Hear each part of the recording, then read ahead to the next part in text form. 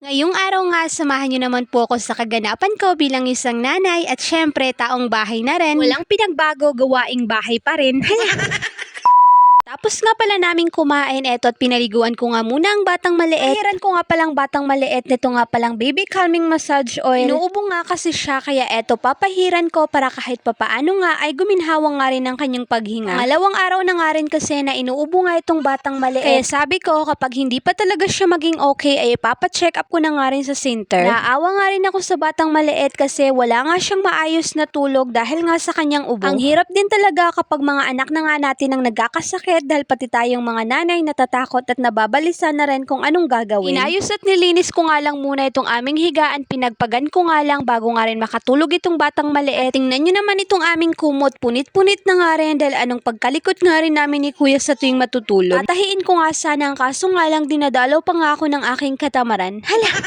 Kinarga ko nga lang muna itong batang maliit at ayan, pinadede ko na nga rin siya para mabusog na nga rin at hindi na nga rin magingay. At katapos nga, ibinaba ko na nga rin siya at eto, nag-uumpisa na nga rin ako dito nga sa paglilinis sa mga kalat na laruan ni kuya. Pag may toddler ka talaga, asahan mo na minuminuto nandyan nga yung mga laruan nakakalat. Kaya wag na talaga kayong magtaka kapag may nanay na palaging maingay at nagbubunga nga. Hala!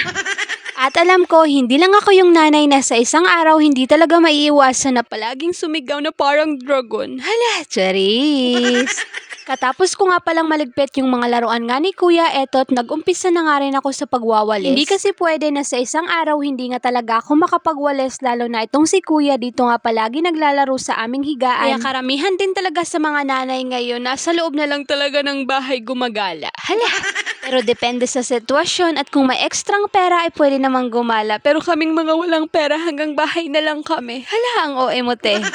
At habang busy nga sila sa kakalaro ng mga laruan, eto at okay naman yung panahon at may init naman kaya naisipan ko na ilabas na nga yung mga nilabahan kong damit kagabi. Pabago-bago na naman nga yung panahon ngayon kaya nauuso talaga na may mga sipon at ubo yung mga bata kaya mag-ingat po ang lahat. Nang kinahapunan naman, tawang-tawa nga ako dito kay kuya dahil panay iyak nga siya dahil kinukuha nga ng batang maliit ang kanyang mga laruan. Ayaw na ayaw nga niya na kinukuha nga ang kanyang mga laruan kaya ayan tingnan nyo naman napaka-OA. Pero kanino nga ba nagmana? Syempre walang iba kundi sa kanyang mama. Hala!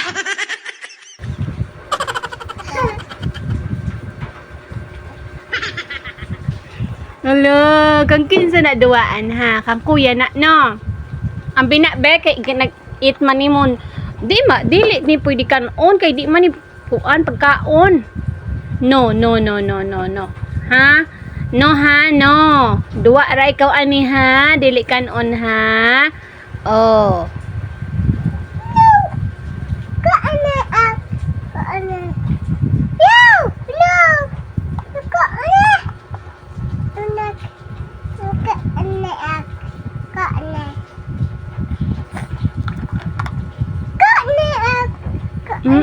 Bibi, don't eat, bibi. Kaya di ni pagkaon, bibi, no.